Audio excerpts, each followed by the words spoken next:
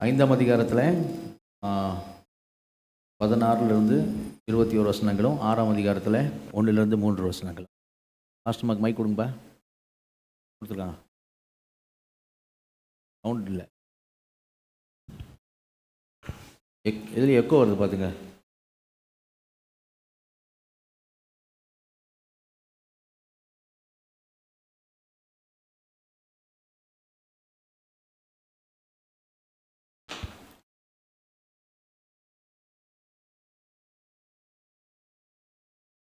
எபேசியரில் 5ஆம் அதிகாரத்தில் 16லிருந்து 21, 16லிருந்து 21, 6ஆம் அதிகாரத்தில் 1லிருந்து 3.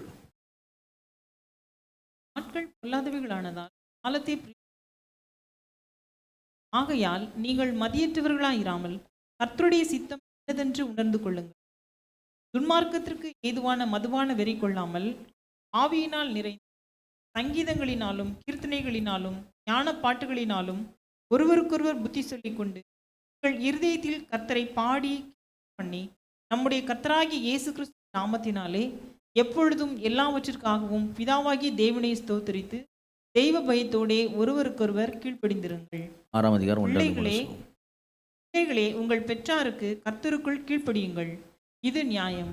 உனக்கு நன்மை உண்டாயிருப்பதற்கும் பூமியிலே உன் வாழ்நாள் நீடித்திருப்பதற்கும் தகப்பனையும் உன் தாயையும் கனம் பண்ணுவாயாக என்பதே வாக்குத்தத்தமுள்ள முதலாம் கற்பனையாக இருக்கிறது. கண்களை மூடி இந்த செய்திக்காக ஆண்டு நோக்கி பார்ப்போம். பேசும்படியா வல்ல பிதாவே, நடுவுமை சோத்திரிக்கிறோம், துதிக்கிறோம். கிருபை இறக்கும் தயன் இருந்தவரை அப்பா, அந்த நேரத்திலும் குமார் நகேஷன் நாம் வருகிறோம்.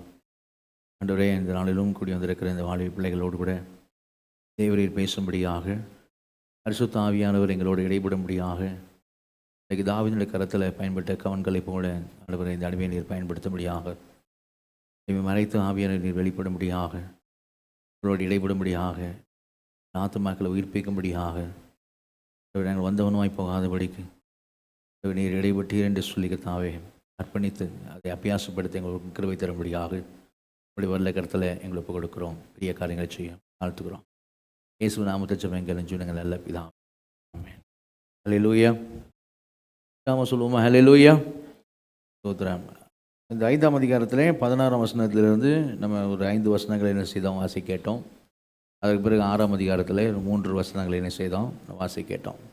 இடைப்பட்ட பகுதியினுடைய காரியங்கள் பெரியவர்களுக்கு இருக்கிறதுனால நம்ம இந்த வசனத்தை மாத்திரம் இந்த நாளில் நாம் தியானிக்க போகிறோம். கர்த்தருடைய வார்த்தை கேட்க போகிறோம். பரிசுத்த ஆவியான இந்த விசேஷம் நம்மோடு கூட இடைபடுவாராக. ஹல்லேலூயா. இப்போ அந்த ஏற்கனவே நம்ம போன வாரம் செய்தியிலே நம்ம கேட்டிருக்கிறோம். என்ன கேட்டோம் சொன்னால், பிதாக்களே பிள்ளைகளே என்கிற தலைப்பில் போன வாரம் நம்ம ஆண்டவருடைய வார்த்தை கேட்டிருக்கிறோம். கவனிங்க, இந்த எபேஸ் நிருபம் என்று வரும்போது, இந்த எபேஸ் நிருபத்தில் திடீரென்று ஆண்டவர் என்ன செய்யலைன்னு சொல்லி சொன்னால், குடும்பம் அப்படின்னு சொல்லி ஆண்டவர் திடீரென்று குடும்பத்தை குறித்து பேசுகிற காரியம் இல்லை. ஏன் அப்படி சொல்கிறேன் அப்படின்னா, நீங்கள் வெளிப்படுத்தல் விசேஷம் 13ஆம் அதிகாரத்தில் 8ஆம் வசனம் ஸ்க்ரீனில் போடுப்பா. வெளிப்படுத்தல் 13:8 பார்த்தீங்கன்னா, உலகம் தோன்றதுக்கு முன்னே அடிக்கப்பட்ட ஆட்டுக்குட்டி அப்படின்னு இயேசு கிறிஸ்து குறித்து சொல்லப்பட்டிருக்கும்.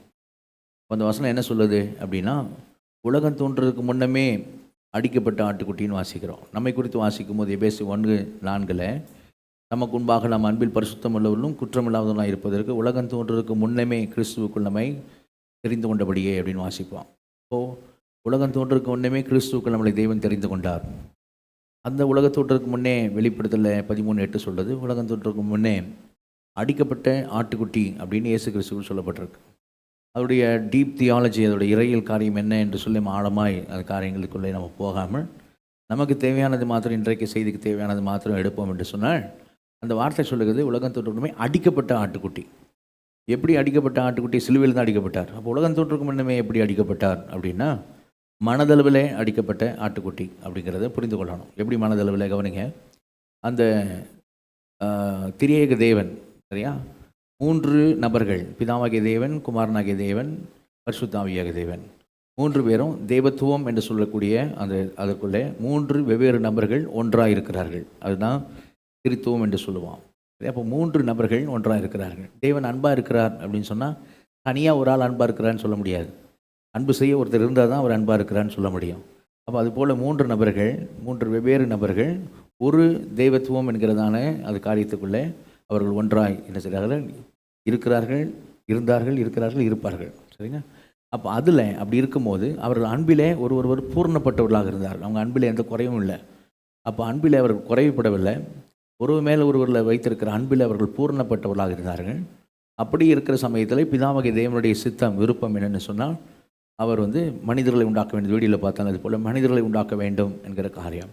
அதில் இந்த திருத்துவத்துடைய 2வது நபராக இருக்கக்கூடிய குமாரனாகிய தேவன் இயேசு கிறிஸ்து, அவர் மாம்சத்தில் ஒரு மனிதனைப் போல மாம்சத்தில் வெளிப்பட வேண்டும். மாம்சத்தில் வெளிப்படுவது மட்டுமல்ல, அந்த மாம்சத்தில் அவர் காயப்பட வேண்டும். காயப்படுவது மாத்திரமல்ல, அவர் தன்னுடைய இரத்தம் முழுவதையும் என்ன செய்ய வேண்டும்? சிந்த வேண்டும். அவர் மரிக்க வேண்டும். மரித்து உயிர்த்தெழ வேண்டும். தன்னுடைய சுய இரத்தத்தினாலே அவர் தனக்கென்று ஒரு மணவாட்டியை, அவர் மணமகனாக இருந்து ஒரு மணவாட்டியை தனக்கென்று என்ன செய்ய வேண்டும்? அவர் சம்பாதிக்க வேண்டும். அப்படிங்கிற அந்த காரியம்தான் அங்கே சொல்லப்பட்டது விஷயம். அப்போ அந்த திருத்தோன்னு சொல்லக்கூடிய அந்த தேவனுடைய காரியத்திலிருந்து கொஞ்ச நேரம் அந்த 2வது நபர், திருத்தோத்தில் 2வது நபர் இயேசு கிறிஸ்து கொஞ்ச நேரம் என்ன செய்ய வேண்டும்? அவர் பிரிந்து போக வேண்டும். பூமிக்கு மனுஷனாக வர வேண்டும். அது மனதளவில் அடிக்கப்படுகிற ஒரு காரியமாக இருக்கிறது. அதான் அடிக்கப்பட்ட ஆட்டுக்குட்டி அப்படின்னு என்ன செய்கிறோம்? வாசிக்கிறோம். சரிங்களா? நான் சொன்னேன், இதுக்கு ஒரு டீப் அர்த்தங்களுக்குள்ள நம்ம போக வேண்டாம். பட் இது மட்டும் நம்ம செய்வோம், புரிந்து கொள்வோம். அப்போ அப்படின்னும் போது பிதாவாகிய தேவன் என்ன நினைக்கிறார்? கவனிங்க. பிதாவாகிய தேவன் ஆதியிலே உலகம் தோற்றத்துக்கு முன்னமே அவர் என்ன காரியம் நினைக்கிறார்னா, மணவாளன் இயேசு கிறிஸ்து அவருக்கு ஒரு மணவாட்டி, அதாவது புருஷன் மனைவி. அப்படி வருகிற அந்த மனிதர்கள் நாமள தான். நம்ம தேவனுடைய பிள்ளைகளாக இருப்போம். அப்பா பிள்ளைகள், அப்பா பிதாவேன்னு கூட தேவனுடைய பிள்ளைகளாக இருப்போம். பிள்ளைகள் என்று சொல்லும்போது ஒரே குடும்பம், தேவ குடும்பத்துக்குள்ளே நாம் தத்தெடுத்து கொள்ளப்படுகிறோம். ரோமர் 8ஆம் அதிகாரத்தில் அப்படி தான் சொல்லியிருக்கு. அவர் நம்மள அவருடைய குடும்பத்துக்குள்ளே என்ன செய்திருக்கிறார்? தத்தெடுத்திருக்கிறார். அப்படி குடும்பத்துக்குள்ளே தத்தெடுத்திருக்கிற பிள்ளைகளாக இருக்கிற நாம, சரியா, ஒருத்தரோட சகோதர சகோதரிகளாக என்ன செய்வோம்? இருப்போம் அப்படிங்கிற காரியம். இது எல்லாமே இப்போது இயேசு கிறிஸ்துவை வைத்து மையமாக வைத்து தான், பின்னாடி இருக்க போகிற காரியத்தை மையமாக வைத்து தான் இந்த காரியங்கள். அப்போது நம்ம எல்லாருமே ஏதாவது ஒரு குடும்பத்தில் தான் வந்திருப்போம். அப்போ குடும்பம் அப்படிங்கிற அந்த சிந்தனை தாட்டு தேவனுக்கு உலகம் தோன்றதுக்கு முன்னமே இருக்குது. என்ன அவர் செஞ்சுருக்கிறாருன்னு சொன்னால், நமக்கு இப்போ குடும்பம்னு அப்படின்னா நமக்கு என்னென்னா இப்போ நல்லா தெரியும். புருஷன் மனைவி அப்படின்னா இன்றைக்கி நல்லா புரியும். அப்பா பிள்ளைங்கன்னா நமக்கு நல்லா தெரியும். சகோதரர்கள் சகோதரிகள் அப்படின்னா நல்லா தெரியும். எப்படி நமக்கு தெரியுது? ஏன்னா அதெல்லாம் இப்போவுமே இருக்கிறதுனால, நம்ம எல்லாரும் ஒரு குடும்பத்தில் வந்திருக்கிறதுனால, குடும்பங்களிலிருந்து வந்திருக்கிறதுனால, யாருமே என்ன செய்யல வானத்தின் டப்புன்னு கீழே குதிக்கலை. நம்ம எல்லாருமே ஒரு குடும்பத்தில் வந்திருக்கிறனால, அப்போ குடும்பங்கிற கான்செப்ட்டு, புருஷன் மனைவிங்கிற கான்செப்ட்டு, அந்த பிள்ளைகள்ங்கிற கான்செப்ட்டு, சகோதர சகோதரிகள்ன்ற கான்செப்ட்டு, இதெல்லாம் எனக்கு புரியல, எனக்கு தெரியாதுன்னு யாருமே என்ன செய்ய முடியாது, சொல்ல முடியாது. ஏன்னா அதெல்லாம் நம்ம புரிந்து வைத்திருக்கிறபடியாக தேவன் செய்திருக்கிறார். அதனால் பின்னாடி அந்த காரியத்திற்காக இப்போமே என்ன செய்கிற ஆண்டவர் அந்த காரியத்தை, குடும்பம்ன்ற காரியத்தை அவர் கொண்டு வருகிறத செய்ய முடியும், நம்ம பார்க்குறோம். சரிங்களா? அப்போ எப்படி பின்னாடி எப்படி போக போகுது, எப்படி ஆக போகுது அப்படின்னு சொன்னால், நான் புரிஞ்சுக்க ஒரு விஷயம் சொல்கிறேன். நம்ம எல்லாரும், நம்ம ஒவ்வொரு குடும்பத்தில் வந்திருக்கோம். நம்ம ஒவ்வொரு குடும்பமும் ஒரு போட்டில் பயணிக்கிற மாதிரி. சரிங்களா? ஒரு போட்டில் பயணிக்கிற மாதிரி நம்ம எல்லாரும் பயணிக்கிறோம். போட்டில் ஒவ்வொரு குடும்பமாக என்ன செய்கிறோம்? பயணித்து கொண்டு இருக்கிறோம். எல்லா போட்டும் போய் ஒரு பெரிய கப்பல் நடுக்கடலில் இருக்குது. அந்த பெரிய கப்பலில் போய் சேர போகிறோம். சரியா? அப்போ அந்த போட்டிலேருந்து போய் நம்ம என்ன செய்வோம்? எல்லாரும் அந்த ஒரே கப்பலில் ஏறிடுவோம். ஒரே குடும்பமாக புதிய எருசலேம்னு சொல்லக்கூடிய அந்த பரிசுத்த நகரத்துக்குள்ளே நம்ம எல்லாரும் என்ன செய்வோம்? பிரவேசிப்போம். மணவாட்டியாக, இயேசுவின் மணவாட்டியாக நிற்போம். தேவனுக்கு பிள்ளைகளாக நிற்போம். ஒரே குடும்பத்தில் நிற்போம். அப்போது சகோதர சகோதரிகளாக செய்வோம், நம்ம நிற்போம். அப்படி அந்த போய் எல்லாரும் படகுல இப்போ பிரயாணம் பண்ணுகிறோம். ஒவ்வொரு குடும்பம் ஒரு படகு பிரயாணம் பண்ணி போய் அந்த கப்பலில் என்ன செய்ய போகிறோம்? ஏறப்போகிறோம். அப்படி தான் சரியா இப்போ போய் கொண்டு இருக்கிற காரியமாக இருக்குது. அதை நோக்கி தான் நம்மளை என்ன செய்திருக்கிறார்? தேவன் பயணிக்க வைக்கிறார். சரிங்களா? அதான் இன்றைக்கி என்ன செய்ய, நம்ம குடும்பங்கள் என்ன செய்கிறோம்? நம்ம இருக்கிறோம். சரிங்களா? அப்போது எல்லாரும் போய் ஒரே குடும்பத்தில் போய் இருக்க போகிறோம் அப்படிங்கிற அந்த காரியம் இருக்குது இல்லை? அப்போ நம்ம புரிஞ்சுக்கொள்கிறோம். அப்போது அந்த குடும்பம் அப்படிங்கிற அந்த காரியம் தேவன் எவ்வளோ முக்கியத்துவம் கொடுக்குறார். ஏன்னா இந்த இந்த படகுல இருக்கிற குடும்பங்கள் தான் போய் எங்கே ஏற போகிறாங்க? இந்த பெரிய கப்பலில் போய் ஏற போகிறாங்க. அப்போ ஒவ்வொரு படகும் முக்கியம். ஒவ்வொரு படகுல இருக்க ஒவ்வொரு நபரும் முக்கியம். சரி, அப்போ தேவன் அந்த குடும்பங்களுக்கு என்ன செய்கிறார்? முக்கியத்துவம் கொடுக்குறார். ஏன்னா அவர் உலகம் தோற்றுக்கு முன்னே குடும்பங்கிற காரியத்தை அவர் யோசித்ததுனால, முடிக்கும் போது குடும்பமாக போய் முடிவை அவர் முடிக்க போகிறதுனால, நித்தியமாக நம்ம தேவ குடும்பத்தில், ஒரே குடும்பத்தில் நாம் இருக்க போகிறதுனால, ஒரே குடும்பத்தில் தேவனுக்கு பிள்ளைகளாக, இயேசு கிறிஸ்துக்கு மனவாட்டியாக, சகோதர சகோதரிகளாக இருக்க போகிறதுனால என்ன செய்தான்னு சொன்னால், அவர் இப்போமே அந்த காரியத்தில் நம்ம என்ன செய்யணும்? நம்ம பயணிக்கிறது என்ன செய்கிறோம்? குடும்பத்துக்கு முக்கியத்துவம் கொடுத்து செய்கிறது என்ன செய்கிறோம்? நம்ம பார்க்குறோம். அதனால தான் இயேசு கிறிஸ்து இங்கே மனைவியாக இருக்கிற ஒருத்தி 7 கல்யாணம் பண்ணானா, அங்கே போய் யாருக்கு மனைவியாக இருப்பா அப்படிலாம் கேட்கும்போது ஆண்டவர் சொன்னார், கணவன் மனைவியாக அங்கே என்ன செய்ய மாட்டாங்க? அங்கே இருக்க மாட்டாங்க. ஏன்னா ஒரே கணவன் ஒரே மனைவி தான். ஒரே கணவன் யார்? ஒரே புருஷன் இயேசு கிறிஸ்து. அவருக்கு ஒரே மனைவி யாருன்னு சொன்னால் சபை ஒரே சபையாக என்ன செய்வோம், நம்ம அங்கே நிற்போம் அப்படிங்கிறது தான் காரியம். சரிங்களா? அப்போ ஒரு சகோதர சகோதரர் தெய்வ தூதர்களை போல தான் என்ன செய்வாங்க, இருப்போம்ன்ற காரியம். சரி, அப்போ அப்படி தான் சொல்லப்பட்டிருக்கு. அப்போ இந்த குடும்பம் அப்படிங்கிறதுக்கு தேவன் முக்கியத்துவம் கொடுக்கறது மாதிரி நாம் நம்முடைய குடும்பங்களுக்கு என்ன செய்ய வேண்டும், முக்கியத்துவம் கொடுக்கறலாம் என்ன செய்ய வேண்டும், காணப்பட வேண்டும். இன்னொரு விதத்தில் நீங்கள் புரிஞ்சுக்கிற மாதிரி நான் சொல்கிறேன். எப்படின்னு சொல்லி சொன்னால், நம்ம எல்லாரும் ஒரு குடும்பத்திலேருந்து வருகிறோம்னு சொன்னால் ஒவ்வொரு குடும்பம் ஒரு நீரோடை போல். ஓகே, ஒரு நீரோடை போல் ஒரு குடும்பம். அப்போ ஒவ்வொரு குடும்பம் நீரோடையாக வந்து ஒரு நதியில் சேர்றது வச்சுக்கோங்க. சீஷர்கள் தேவாலயம் அப்படிங்கிற ஒரு நதி, இன்னொரு சபை வந்து இன்னொரு நதி, இன்னொரு சபை இன்னொரு நதி. ஸோ அப்படி நதிகளாக என்ன செய்யுது, ஒவ்வொரு குடும்பங்கள் சேர்ந்து சபையாக உருவாகுது. அப்போது நீரோடையாக சேர்ந்து நதிகளாக எல்லா நதிகளும் சேர்ந்து போய் சமுத்திரத்தில் சேரும். அதான் புதிய எருசலேம். ஒரே சமுத்திரத்தில் செய்யும், போய் சேரும். சரியா? இன்றைக்கு சிலர் அதை புரிஞ்சுக்கிடாமல் சபைக்கு போய் என்ன செய்கிறாங்க, எங்களுக்கு பிடிக்காது, அவங்கள எங்களுக்கு பிடிக்காதுலாம் சொல்லிட்டு இருப்பாங்க. சரியா? அவங்க தெரியாமல் சொல்கிறாங்க, அறியாமல் சொல்கிறாங்க. ஆனால் எல்லாம் போய் என்ன செய்யுது, ஒரே சமுத்திரத்தில் போய் என்ன செய்யுது, போய் ரசிக்கப்பட்ட சபையெல்லாம் சேர்ந்து ஒரே சமுத்திரத்தில் போய் செய்து சேருகிறதாக இருக்கிறது. சரியா? அப்போ அந்த சமுத்திரத்தில் போய் சேருகிற இன்றைக்கு நீரோடைகளாக இணைந்து ஒரு நதியாக மாறி சபையாக மாறி என்ன செய்ய நம்ம இருக்கிறோம். ஸோ இந்த காரியத்தில் இதை இப்போ இப்படி தான் நம்ம பயணிக்கிறோம் அப்படின்னும் போது தேவன் குடும்பங்களுக்கு முக்கியத்துவம் கொடுக்குது. குடும்பங்களுக்கு அப்படின்னு சொல்லும்போது சபைக்குன்னு சொல்லும்போது சபை கட்டிடத்துக்கு இல்லை, மக்கள் தான் சபை. சரியா? அப்போது நமக்கு சரியா குடும்பங்களுக்கு ஆண்டவர் முக்கியத்துவம் கொடுக்குறார். அதனால்தான் எதிரியாளியாகிய சாத்தானுக்கு வந்து எது டார்கெட்னு சொல்லி சொன்னால் ஃபேமிலிஸ் தான் டார்கெட். சரிங்களா? அந்த குடும்பத்துக்குள்ளே தேவ சித்தம் நடக்கக்கூடாது, குடும்பங்களுக்குள்ளே சமாதானம் இருக்கக்கூடாது, குடும்பங்களுக்குள்ளே சந்தோஷம் இருக்கக்கூடாது, குடும்பங்களுக்குள்ள நிம்மதி இருக்கக்கூடாது அப்படின்னு சொல்லி யாராவது ஒருத்தரை அந்த குடும்பத்தில் என்ன செய்வான், அவன் பயன்படுத்துகிறாங்க. இல்லை ஒரு ஆளையோ 2 ஆளையோ அன்றைக்கி ஏவாளை வஞ்சித்தது போல் வஞ்சித்து எப்படி ஆகிலும் அவங்க மூலமாக அந்த குடும்பத்துக்குள்ளே கிரியை செய்து எப்படி ஆகிலும் சமாதானம் சந்தோஷத்தை என்ன செய்ய வேண்டும், கெடுக்க வேண்டும் அப்படிங்கிறது தான் அவனுடைய காரியம். சரியா? அதுவும் விசேஷமாக ரட்சிக்கப்பட்ட குடும்பங்களுக்குள்ளே. ஏன்னா எந்த குடும்பத்தையும் அவன் நிம்மதி விட மாட்டான். ஏன்னா அவன் தேவசாயில் உண்டாக்கப்பட்ட மனுஷர்கள் என்ன செய்கிறான், அவன் பகைக்கிறான். ஏன்னா தேவசாயில் உண்டாக்கப்பட்ட மனுஷர்கள் அப்படின்னு சொல்லலாம் பகைக்கிறான். இன்னொரு விஷயம், அவனுக்கு ஆண்டவர் விழுந்து போன தூதருக்கு ஆண்டவர் கை கொடாமல் ஆபிரகாமின் சந்ததி நமக்காக தான் கை கொடுத்துருக்கிறான்னு சொல்லப்பட்டிருக்கு. சரியா? அப்போ அப்படின்னும் போது அவனுடைய எரிச்சல், அவனுடைய கோபம் எல்லாம் மனிதர்கள் மேலே இருக்கிறது. விசேஷமாக அவரோடு போய் இருக்கிறவர்கள் மேலே என்ன செய்தது, எப்படி ஆகிலும் யாரையாவது விழுங்கலாம் என்று வகை தேடி சுற்றி திரிகிறான் அப்படின்னு சில பைபிளில் கர்ஜிக்கிற சிங்கம் போல வகை தேடி சுற்றி திரிகிறான்னு நம்ம வாசிக்கிறோம். அப்போ நம்ம எவ்வளோ ஜாக்கிரதையாக இருக்க வேண்டும் அப்படிங்கிறத நம்ம இந்த காரியத்தில் செய்யணும், நம்ம புரிந்து கொள்வதாக காணப்பட வேண்டும். அப்போது நம்முடைய குடும்பத்துக்கு தேவன் எந்த அளவுக்கு முக்கியத்துவம் கொடுக்குறாரோ அதே முக்கியத்துவத்தை நாம் என்ன செய்ய வேண்டும், நாம் கொடுக்குறதாக காணப்பட வேண்டும். சரிங்களா? ஆனால் பைபிள் பார்த்தீங்கன்னா நீங்கள் குடும்பம் அப்படிங்கிற காரியம் திடீர்னு எபேசு நிருபத்தில் வர்றதுதான் இல்லை. பைபிள் ஆரம்பிக்கிறது எப்படி ஆரம்பிக்கலாம், ஒரு திருமணத்தோட, ஆதாம் ஏவாள் திருமணத்தோடு ஆரம்பிக்கும். முடிகிறது எங்கே முடியும்னா திருமணத்தோடு முடியும். சரியா? ஆட்டுக்குட்டியானுடைய கல்யாணம் வந்தது அப்படின்னு கல்யாணம் அப்படின்னு செய்ய முடியும். சரியா? அப்போ நடுவுலாம் ஒன்றுமே இல்லையா அப்படின்னா, நடுவுலையும் கல்யாணம் திருமணம் காரியம் தான் சொல்லப்பட்டிருக்கும். எப்படி சொல்லப்பட்டிருக்கோம் அப்படின்னா, இஸ்ரேல் மக்களை வந்து தேவன் வந்து அவருக்கு மனைவியாக என்ன செய்வார், சொல்லியிருப்பார். விசேஷமாக இப்போ ஒரு உதாரணத்துக்கு நான் சொல்ல, எசேக்கியேல் 16 நிறைய அதிகாரங்கள் இருக்குது பழைய ஏற்பாட்டில், எரேமியா 3 இப்படி பல அதிகாரங்கள் என்ன செய்ய முடியும், சொல்ல முடியும். ஃபுல்லாக இந்த கான்செப்ட் பார்த்தீங்கன்னா அவர் அப்படி தான் சொல்லியிருப்பார். சரிங்களா? ஓசியா புக்குக்கு வந்தீங்கன்னா ஓசியா புக்லேயும் அதே பார்க்க முடியும். ஓசியாவை வந்து ஆண்டவர் போய் ஒரு சோரஸ்திரியை கல்யாணம் பண்ணுன்னு சொல்லுவார். எதுக்குன்னா, நான் இஸ்ரேல் மக்கள் அப்படி தான் செஞ்சுருக்கேன், திருமணம். அந்த ஓசியா திருமணம் செய்து பிள்ளைகள் போயிடுவாங்க. ஆனால் அந்த ஓசியா தீர்க்கதரிசி விட்டுட்டு அவன் என்ன செய்வா, கோமர் அவள் போயிடுவா, வேறு ஆட்களோட நேசரோட போகிறேன்ட்டு போயிடுவா. சரியா? அப்படி போனாலும் அந்த ஓசியா என்ன செய்வார் அப்படின்னா, அவளுக்கு எப்படியாலும் என்ன செய்யணும், எல்லாமே இருக்கணும், அவள் நல்ல போஜனம் இருக்கணும், சாப்பாடுக்கு வழியெல்லாம் போயிடக்கூடாது அப்படிலாம் அக்கறையோடு அவள் துரோகம் செஞ்சு போனாலும் அவர் என்ன பண்ணுவார், அதெல்லாம் ப்ரொவைட் பண்ணுவார் ஓசியா. ஆனால் அவன் நினைப்பா, யார் தான் கொடுத்துட்ருக்கா அப்படின்னா, நான் விரும்பி வந்த நேசர்கள் தான் தராங்கன்னு நினச்சிக்கிட்டு இருப்பா. அதை ஆண்டவர் சொல்லுவார், நான் தான் உங்களுக்கு கொடுக்குறேன், ஆனால் நீ என்ன நினைக்கிற, பாகால் கொடுத்தான்னு சொல்லிட்டு பாகாலுக்கு அதை படைக்கிற, ஆனால் எனக்கு துரோகம் செய்த உங்களுக்கு நான் தான் என்ன செஞ்சிட்ருக்கேன், கொடுத்துக்கிட்டு இருக்கேன் அப்படின்னு சொல்லுவார் அந்த யோசியா 2ஆம் அதிகாரத்தில். அப்போ தான் சொல்லுவார், நித்திய விவாகத்துக்கு உன்னை நான் செய்வேன், நியமித்துக் கொள்வேன் அப்படின்னு சொல்லுவேன். இப்போது அந்த ஓசியாவுடைய மனைவி கோமர் என்ன செய்வா அப்படின்னா, இப்படி துரோகம் பண்ணி நேசர்களோட பின்னாடி போய் லாஸ்ட்டில் எங்கே போய் நிற்பா அப்படின்னா, வேசிகளுடைய சந்தையில் போய் நிற்பா. அவளை அந்த நிலைமைக்கு லாஸ்ட்டில் அங்கே போய் அவளை அந்த நிலைமைக்கு கொண்டு போய் விட்டுருவாங்க. வேசிகளுடைய சந்தையில் யார் வேணாலும் ஏலம் எடுக்கலாம், ஏலம் எடுத்த பிறகு என்ன வேணாலும் பண்ணலாம் அவளை அப்படின்னு சொல்லி, அந்த மாதிரி ஒரு சூழ்நிலையில் சரியா, அந்த மாதிரி ஒரு காரியத்தில் போய் ஒரு அவலட்சணமான ஒரு காரியத்தில் அவள் போய் நிற்பா. அப்போ அந்த வேசியோட சந்தையில் நிற்கும் போது சரி, ஆண்டவர் சொல்லி இந்த ஓசியா 15 சேக்கலுக்கு இவனே புருஷனே போய் என்ன பண்ணுவான், அவளை மீட்டெடுப்பான். ஏலத்தில் போய் இவனே என்ன செய்வான், அவன் மேலே கொண்டு அன்புனால மீட்டெடுப்பான். அப்போ ஆண்டு சொல்லுவார், எப்படி ஓசியா செய்யணும் அது மாதிரி தான் நானும். சரியா? என்னை விட்டு தூரம் போனேன், வேசியினுடைய சந்தையில் இருந்தாலும் நான் என்ன செய்கிறேன், உன்னை நான் மீட்டெடுக்கிறேன் அப்படின்னு சொல்லி அந்த நாளில் தாவீதின் ராஜா இருப்பார். அப்போ ஜனங்கள் எல்லாம் என்ன செய்வாங்க, அஞ்சிக்கையாக ஒரு இடத்துல வருவார்கள் அப்படின்னு இயேசு கிறிஸ்து பற்றி என்ன செய்யும், 3ஆம் அதிகாரம் ஓசியா 3ஆம் அதிகாரம் 5ஆம் வசனத்தில் சொல்லியிருக்கோம். அப்போ இந்த திருமணம் அப்படிங்கிறது, குடும்பங்கிற கான்செப்ட் பார்த்திங்கன்னா த்ரூ த பைபிள் அது இருக்கிற செய்தியும் பார்க்க முடியும். அதனால தான் சபையை எப்படி சொல்லியிருக்கு அப்படின்னா, சபையை வந்து இயேசு கிறிஸ்து வந்து புருஷன்னு சொல்லியிருக்கு. சபையை வந்து கற்புள்ள கன்னிகை அப்படின்னு சொல்லிட்டு அவருக்கு மனைவியாக என்ன செய்ய சொல்லப்பட்டிருக்கிறது.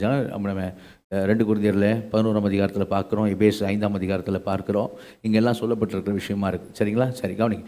இப்போ குடும்பத்தில் இருக்கிற நாம, சரிங்களா, இப்போ வந்திருக்கிறீங்க எல்லாருமே, சரியா, மோஸ்ட் இப்போ எல்லாருமே வந்து எப்படி தான் எந்த ஸ்தானத்தில் இருக்கிறீங்க அப்படின்னு பார்த்தீங்கன்னா, பிள்ளைகள்ங்கிற ஸ்தானத்தில் இருக்கீங்க இல்லையா? நீங்கள் எல்லாருமே வந்து எந்த ஸ்தானத்தில் இருக்கீங்க அப்படின்னா, பிள்ளைகள்ன்ற ஸ்தானத்தில் இருக்கீங்க. அப்போ பிள்ளைகள் அப்படிங்கிற ஸ்தானம் அப்படிங்கிற போது அது வந்து தேவனால் உண்டாயிருக்கிற ஒரு காரியமாக இருக்கிறது. அப்போ பிள்ளைகளுக்கு என்ன சொல்லியிருக்குது அப்படின்னு சொன்னால், மறுபடியும் வாசிங்க எபேசு 6ஆம் அதிகாரத்தில் 1ஆம் வசனத்து 3ஆம் வசனம் வாசிங்க. எபேசு 6ல் 1-3. பிள்ளைகளே, உங்கள் பெற்றாருக்கு கர்த்தருக்குள் கீழ்ப்படியுங்கள். இது நியாயம். உனக்கு நன்மை உண்டாயிருப்பதற்கும் பூமியிலே உன் வாழ்நாள் நீடித்திருப்பதற்கும் தகப்பனையும் உன் தாயையும் கனம் பண்ணுவாயாக என்பதே வாக்குத்தத்த முதலாம் கற்பனையாய் இருக்கிறது.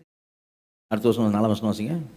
பிதாக்களே, நீங்களும் உங்கள் பிள்ளைகளை கோபப்படுத்தாமல் கர்த்தருக்கேற்ற சிற்றையிலும் போதனையிலும் அவர்களை வளர்ப்பீர்களாக. சரி, கவனிங்க. இப்போ 2 பக்கமும் ரெஸ்பான்சிபிலிட்டி கொடுக்குற ஆண்டவர். இந்த ஸ்தானம் பொசிஷனில் பிள்ளைகள் பிதாக்கள் அப்படிங்கிற காரியத்தில் குடும்பத்துக்குள்ளே 2 பேருக்கும் பொறுப்பு தரார். என்ன பொறுப்பு அப்படின்னா, பிள்ளைகளை சொல்கிறாரு, நீங்கள் என்ன செய்யணும், பெற்றோருக்கு கீழ்ப்படிய வேண்டும். சரியா? அது பெற்றோருக்கு கீழ்ப்படிய வேண்டும் அப்படின்னு சொல்கிற விஷயத்தை என்ன செய்கிறோம் பார்க்குறோம். அங்கே வரும்போது அவங்களுக்கு வரும்போது எப்படி சொல்கிறாரு அப்படின்னு சொன்னால், அவங்களுக்கு சொல்கிறாரு, நீங்கள் வந்து பிள்ளைகளை வந்து என்ன செய்யணும், கத்தருக்கேற்ற சிச்சனையிலும் போதையில் என்ன செய்யணும், நீங்கள் அவங்கள வளர்க்க வேண்டும். கத்தருக்கேற்ற சிச்சையிலும் போதனையிலும் அவர்களை வளர்ப்பீர்களாக அப்படின்னு சொல்கிறத என்ன செய்கிறோம் பார்க்குறோம். கவனிங்க. இப்போது இந்த தகப்பனும் தாயும் கனமனுவையாக அப்படின்ற ஒரு காரியம் இருக்குல்ல, இங்கே சொல்லப்படுதில்ல, சரிங்களா? இது வந்து இப்போது 10 கட்டளைகளில் எப்படி பிரித்து கொடுக்கப்பட்டிருக்க கட்டளை அப்படின்னா, ஃபஸ்ட்டு பார்ட் வந்து தேவனுக்கு நேராக, அடுத்த பார்ட் வந்து மனிதர்களுக்கு நேராக, அப்படி தான் கட்டளைகள் கொடுக்கப்பட்டிருக்கு. சரியா? 10 கட்டளை அப்படி தான் கொடுக்கப்பட்டிருக்கு. இப்போ நம்ம பிரிக்கணும் அப்படின்னு சொன்னால், 10 கட்டளைகள் பிரிக்கணும் அப்படின்னா நம்ம நார்மலாக எப்படி பிரிப்போம் அப்படின்னு சொன்னால், நம்ம நார்மலாக வந்து முதல்ல 4 கட்டளைகளை வந்து தேவனுக்கு நேராக அப்படின்னு பிரிச்சுருவோம்.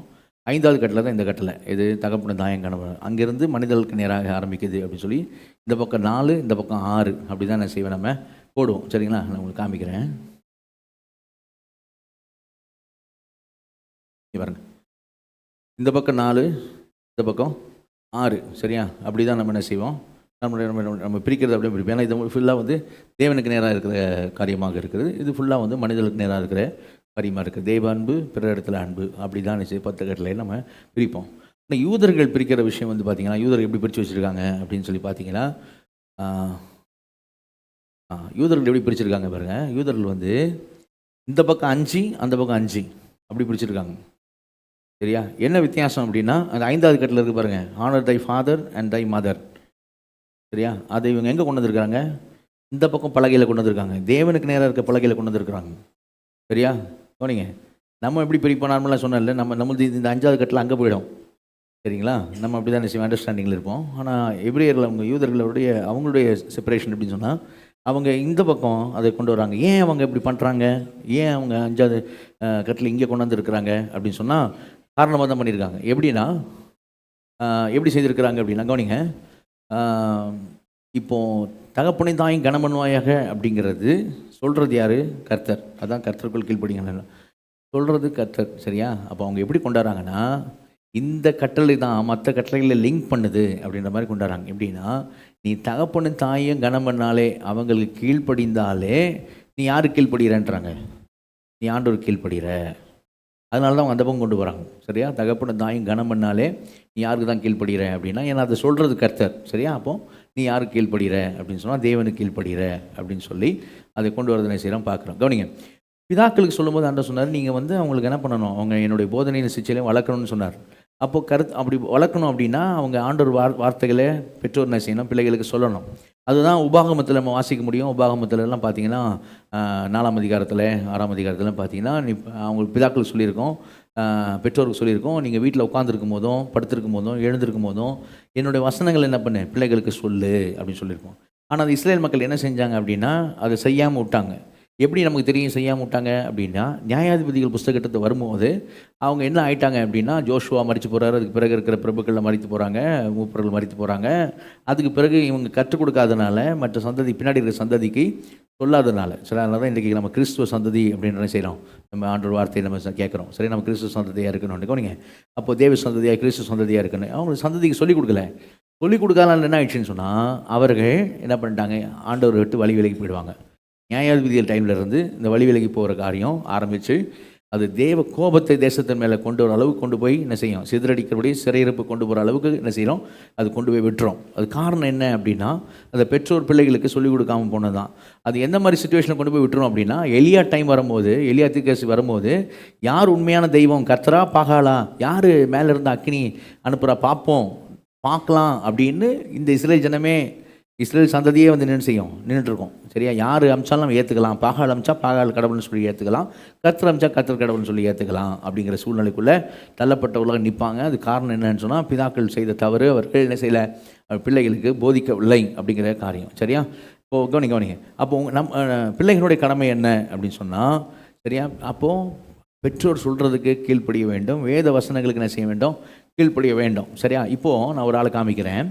அந்த நபருக்கு வந்து அவங்க அப்பா வந்து நல்லா வசனங்கள்லாம் சொல்லி கொடுத்துருக்குறாங்க. சரியா, அந்த நபர் வசனங்கள்லாம் தெரிஞ்ச ஒரு ஆள், கட்டளையெல்லாம் சொல்லி அவனுக்கு கற்றுக் கொடுத்துருக்குறாங்க. அப்படி ஆள் வந்து மத்திய 19 அதிகாரத்துக்கு நீங்கள் வந்தீங்கன்னா அவன் ஏசுகிட்ட வருவான். ஏசுகிட்ட வந்து என்ன கேட்குறான் அப்படின்னு சொன்னால், மத்திய 19 அதிகாரத்தில் பாருங்கள், ஏசுகிட்ட வந்து, நல்ல போதகரே, நித்திய ஜீவனை பெறுறதுக்கு நான் என்ன செய்யணும் அப்படின்னு சொல்லி ஆண்டவர்கிட்ட என்ன செய்வான், அவன் கேட்பான். அப்போ ஆண்டவர் சொல்கிறாரு, நீ வந்து கற்பனைகள் என்ன செய்ய வேண்டும், கை கொள்ள வேண்டும் அப்படின்னு சொல்லி அவன்கிட்ட சொல்லுவார். சரியா, கற்பனையில் கைக்கொள். அப்போ 18ஆம் வசனம் பாருங்கள், மத்திய 19:18. அவன் அவரை நோக்கி எவைகளை என்று கேட்டான். அதற்கு இயேசு, கொலை செய்யாதிருப்பாய், விசாரணை செய்யாதிருப்பாய், களவு செய்யாதிருப்பாய், பொய் சாட்சி சொல்லாதிருப்பான், தகப்பன தாயும் கணவனுமையாக உன்னை அன்பு கூறுவது பிறனை அன்பு கூறுவாய் என்பவைகளே என்றார். அந்த வாலிபன் அவரை நோக்கி, இவைகளை எல்லாம் என் சிறு வயது முதல் கை கொண்டிருக்கிறேன், இன்னும் என் இடத்துல குறைவு என்ன என்றான். அப்போ என்ன சொல்கிறான், அவங்க அம்மா அப்பா நல்லா சொல்லி கொடுத்துருக்கேன், சிறு வயது முதல் நான் என்ன செஞ்சுருக்கேன், இவைகளெல்லாம் கை கொண்டிருக்கிறேன்னு சொல்கிறான். உண்மைதான்.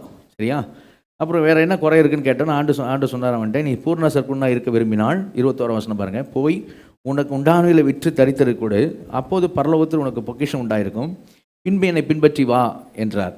சரியா, நல்லா கவனிங்க ஆண்டவர் வார்த்தையை. பரலோகத்தில் உனக்கு பொக்கிஷம் உண்டாயிருக்குன்னே சொல்கிறார். அப்படி பரலோகம் வந்துடுவே அப்படின்னு சொல்கிறார்.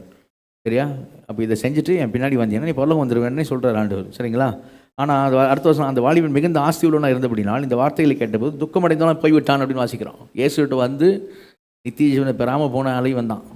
சரிங்களா, அப்போ எப்படி இவன் கற்பனைகள்லாம் கை கொண்ட ஆள், ஆனால் ஆண்டோடத்தில் வந்து என்ன செய்யலை, நித்திய ஜீவனை பெறாமல் போகிறான் அப்படின்னு சொன்னால், இவன் கற்பனைகள் வந்து பலகையில் எழுதியிருக்கிறத வெளியரங்கமாக என்ன செய்யலாம், கை கொள்றானே தவிர உள்ளத்தில் என்ன இல்லைன்னு சொன்னால், தேவனிடத்தில் அன்பு, பிறரிடத்தில் அன்புன்ற விஷயம் நியாயப்பிரமாணத்தை நிறைவேறுதல் அன்பாக இருக்கிறது. சரியா, அப்போ அன்போடு கூட அவன் செய்யலை, வெளியரங்கமாக என்ன செய்கிறான் அப்படின்னு சொன்னால், கற்பனைகள் இருக்குது, லா இருக்குது, அதனால் என்ன செய்கிறேன், நான் கை கொள்கிறேன், லா இருக்குது அதனால் செய்கிறேன், ஆனால் மனசார இல்லை. புரியுதா, அப்போ அப்படின்னும் போது உண்மையிலே தேவனிடத்தில் அன்பு கொண்டிருந்தால், தேவன் தான் சொல்கிறார், இயேசு கிறிஸ்து தேவன் தான், மாம்சத்தில் வெளிப்பட்ட தேவன் தான் அவன்கிட்ட சொல்கிறாரு.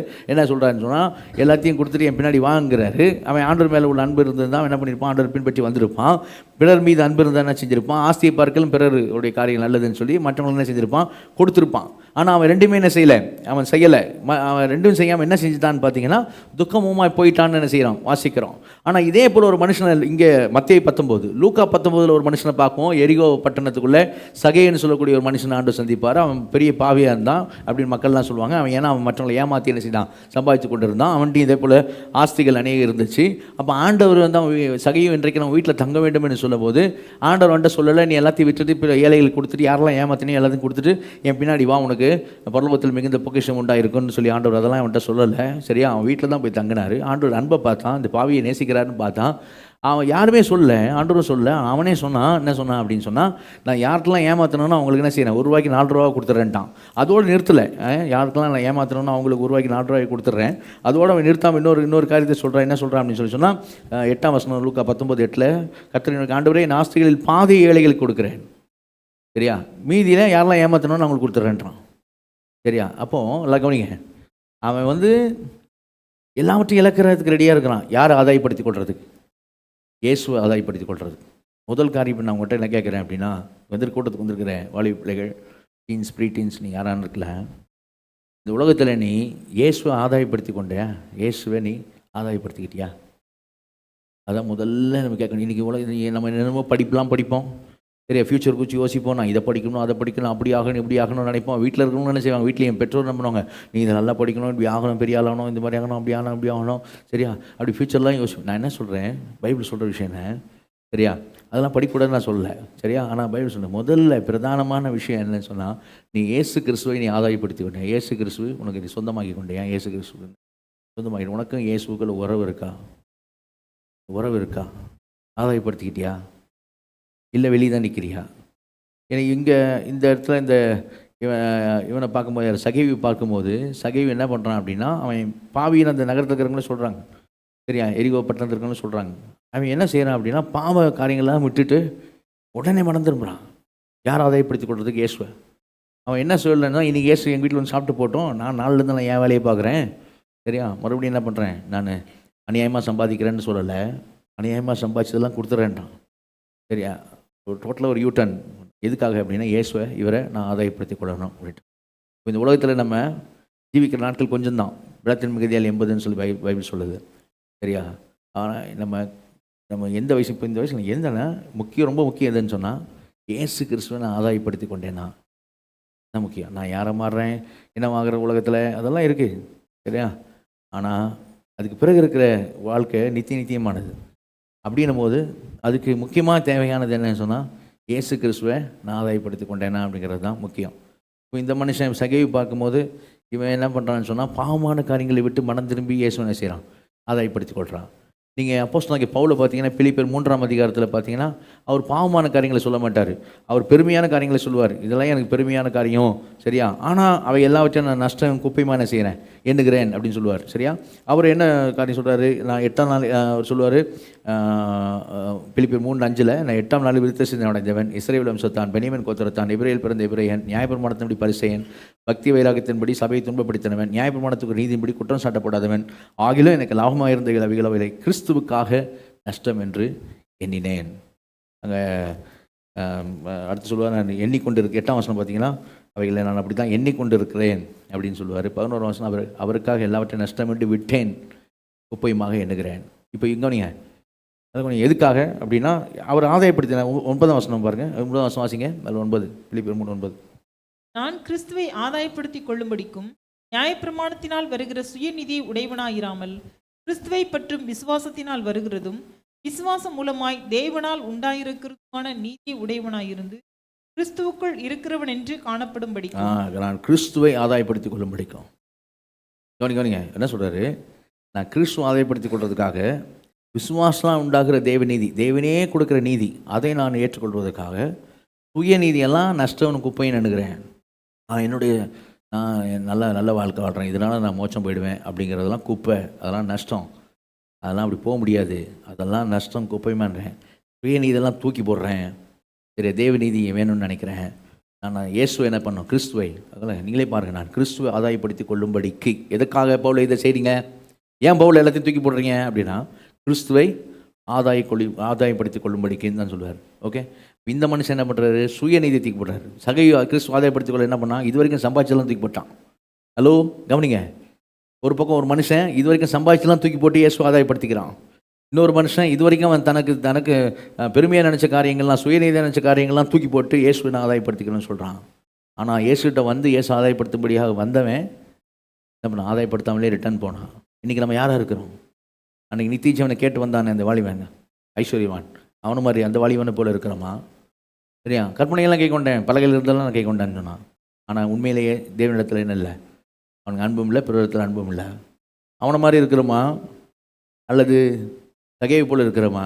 இன்றைக்கி என்னன்னாலும் சரி, பாவமான காரியங்களை நான் தூக்கி எறிஞ்சிட்டு இயேசுகிட்ட வரேன், கிறிஸ்துவை நான் ஆதாயப்படுத்திக் கொள்ள வேண்டும். ஏன்னா கிறிஸ்து தான் நித்திய ஜீவன், சரியா? அப்போ அவரை நான் ஆதாயப்படுத்திக் கொள்ள வேண்டும் அப்படிங்கிறத இருக்கலாமா?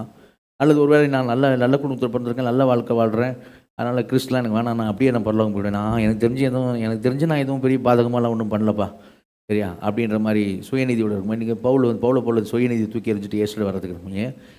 ஏதான அது ரொம்ப முக்கியம் என்னன்னு சொன்னால், நம்ம கிறிஸ்துவை ஆதாயப்படுத்தி கொண்டவர்களாக என்ன செய்ய வேண்டும்? காணப்பட வேண்டும். அதுதான் ரொம்ப முக்கியம், சரியா? அப்படி நம்ம கிறிஸ்துவ ஆதாயப்படுத்திக்கிட்டோம், சரிங்களா? அப்படி அசியூம் பண்ணிப்போம், நம்ம எல்லாருமே கிறிஸ்துவ ஆதாயப்படுத்தி கொண்டோம் அப்படின்னு வச்சுக்கிடுவோம். ரெண்டாவது என்ன காரியம் அப்படின்னு சொன்னால், அவருடைய அன்பில் என்ன செய்ய வேண்டும்? நிலைத்திருக்க வேண்டும். ஆதாயப்படுத்திக் கொள்வது ஒன்று. அடுத்து என்னது? இயேசு கிறிஸ்துடைய அன்பிலே என்னில் நிலைத்திருங்கள், என் வார்த்தையில் நிலைத்திருங்கள். சரியா? அப்போது அவர் சொல்கிற என்ன? அன்பிலே, அவருடைய அன்பிலே நிலைத்திருக்கலாம் என்ன செய்ய வேண்டும்? காணப்பட வேண்டும். சரிங்களா? ஏன்னா அங்கே அந்த வசனம் எப்படி சொல்லி எபேசியரில் 6ஆம் அதிகாரம் 1ஆம் வசனம் வாசிங்க. எபேசியர் 6:1.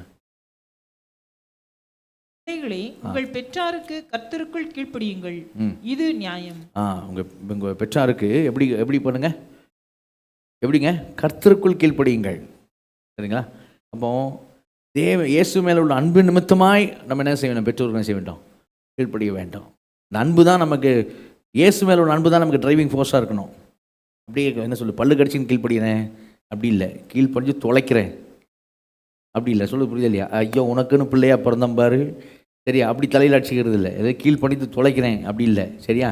என்னத்தை பண்ணுறது அப்படி இல்லை. சொல்லு, புரியுதா? அப்போ வசனம் எப்படி சொல்லுங்க? பிள்ளைகளே, உங்கள் பெற்றாருக்கு கர்த்தருக்குள் கீழ்ப்படியுங்கள். அங்கே கர்த்தர்னு கொண்டு வர்றாங்க. இப்போ கர்த்தருக்குள்னு சொல்லும் போது அங்கே என்ன வந்ததுன்னா, இயேசு கிறிஸ்து மேல உள்ள அன்பின் நிமித்தம், அப்படி தான் அந்த இடத்துல அங்கே சொல்லப்பட்டிருக்கு.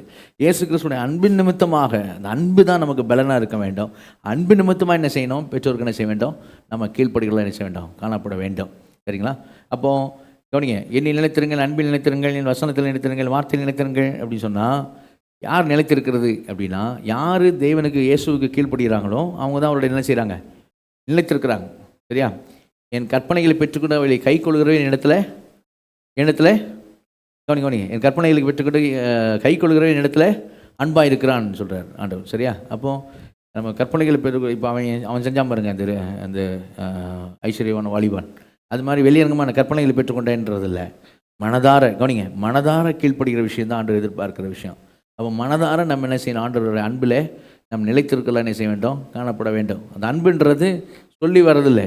சரியா? அது தானாகவே ஆண்டவர் எனக்காக இயேசு ஜீவனை தந்திருக்கிறார், நான் நித்திய ஜீவனை பெறும்படிக்கு அவர் அந்த அந்த பூரண அன்பில் இருந்த குடும்பத்திலிருந்து அவர் வெளியில் வந்து மாம்சத்தில் வெளிப்பட்டு காயப்பட்டு எனக்காக ரத்தம் சிந்தி மரித்து அடக்கம் பண்ண 3ஆம் நாள் உயிர்த்தெழுந்து இவ்வளவும் அவர் எனக்காக செய்திருக்கிறார். அது அவர் செஞ்சனால தான் நான் என்ன தேவ குடும்பத்துக்குள்ளே என்ன செய்கிறேன்? வருகிறேன். அப்படி செஞ்சனால தான் நான் அந்த பெரிய கப்பலுக்கு போய் என்ன செய்ய ஏற போகிறேன். அப்படி செஞ்சனால தான் சமுத்திரத்தில் போய் சேர போகிறேன். அப்படி செஞ்சனால தான் புதிய எருசலேமுக்குள்ளே போய் தேவ பிள்ளையாக என்றென்றைக்கு நான் ஜீவிக்க போகிறேன். அப்படி செஞ்சனால தான் நான் அவருக்கு மனவாட்டியாக நிற்க போகிறேன். அப்படி செஞ்சனால தான் ஒரே குடும்பமாக நான் போய் அங்கே நிற்க போகிறேன். அப்படி அவர் செஞ்சனால தான் நான் சகோதர சகோதரியாக நிற்க போகிறேன். எல்லாம் அவர் செஞ்சனால தான் அப்புறம் அவர் மேலே அன்பு இல்லாமல், சரியா? அது எப்படி?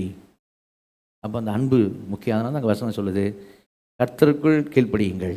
சரியா? அப்போ அந்த அன்பு தான் நமக்கு என்னவாக இருக்கணும் அப்படின்னு சொன்னால், நமக்கு டிரைவிங் ஃபோர்ஸாக இருக்கணும், நமக்கு பலனாக இருக்க வேண்டும். சரியா? அப்படி தான் அந்த வசனம் சொல்லப்படுறதில்ல. சரி, பார்க்க. சரி, இப்போ ஒரே ஒரு காரியம் சொல்லி நான் முடிக்க போகிறேன். கவனிங்க, சொன்ன முதலாவது இயேசுவை ஆதாயப்படுத்திக் கொள்ளணும்னு சொன்னேன். 2வது அவரோட அன்பில் என்ன செய்யணும்? நினைத்திருக்கு. அவரோட அன்பில் நினைத்திருக்குன்னா இந்த வசனத்தின்படி என்ன செய்யணும்? அவர் அன்பில் நினைத்து ஒரு வசனம் போட்டு இதை போடுப்பா தம்பி. யோவான் 14:21 போடுங்க. யோவான் 14:21 அங்கே வாசிச்சுட்டு இங்கே வருவோம். யோவான் 14:21 அவரோட அன்பில் நினைத்திருக்கணும் அப்படின்னா அவரோட அன்பு செய்யணும். இயேசு அன்பு செய்யணும். இயேசு அன்பு செய்யறதுனா என்ன? யோவான் 14:21 போடுங்க, வாசிங்க. என் கற்பனைகளை பெற்றுக்கொண்டு அவைகளை கை கொள்ளுகிறவனே என்னிடத்தில் அன்பாய் இருக்கிறான். என்னிடத்தில் அன்பாய் இருக்கிறவன் என் பிதாவுக்கு அன்பாய் இருப்பான். நானும் அவனில் அன்பாய் இருந்து அவனுக்கு என்னை வெளிப்படுத்துவேன் என்றார். அப்போ என் கற்பனைகளை பெற்றுக்கொண்டு அவைகளை கை கொள்ளுகிறவனே, சரியா? யாரு கை கொள்ளுகிறவனே அப்படி சொல்றாருல்ல. ஓகே, அன்பு கூறுவேன் பாட்டு பாடுறான் இல்லை, பாட்டு பாடுறவனே என்கிட்ட அன்பா இருக்கிறான் அப்படி சொல்ல ஆண்டவர். அன்பு கூறுவேன் சபையில் பாடும்போது சேர்ந்து பாடுகிற எல்லாரும் என்கிட்ட அன்பா இருக்கிறாங்க அப்படி சொல்லலை. சரியா? என்ன சொல்றாரு? பாடணும் பாட்டு ஆண்டவருக்கு. ஆனால் என்ன சொல்றாரு அப்படின்னா, அன்பாக இருக்கிறவன் யார்? என்னிடத்தில் அன்பாக இருக்கிறவன் யார் அப்படின்னா அவனே. எவனே அப்படின்னா கற்பனைகளை பெற்றுக்கொண்டு அவைகளை கை கொள்ளுகிறவனே இடத்துல அன்பாக இருக்கிறான். அதை கை கொள்றது ரொம்ப முக்கியம். சரியா? அப்போ கை கொள்ளுகிறவனா இப்போ நமக்கு கற்பனைகளை பெற்றுக்கொண்டு அப்படின்னு வாசிக்கிறோம். ஒரு கற்பனை என்ன? இப்போ கற்பனைகளை பெற்றுக்கொண்டு அப்படின்னா ஒரு கற்பனை என்ன? இப்போ வாசிங்க பேச 6ஆம் அதிகாரம் 1 வருஷம் வாசிங்க. பேச 6:1.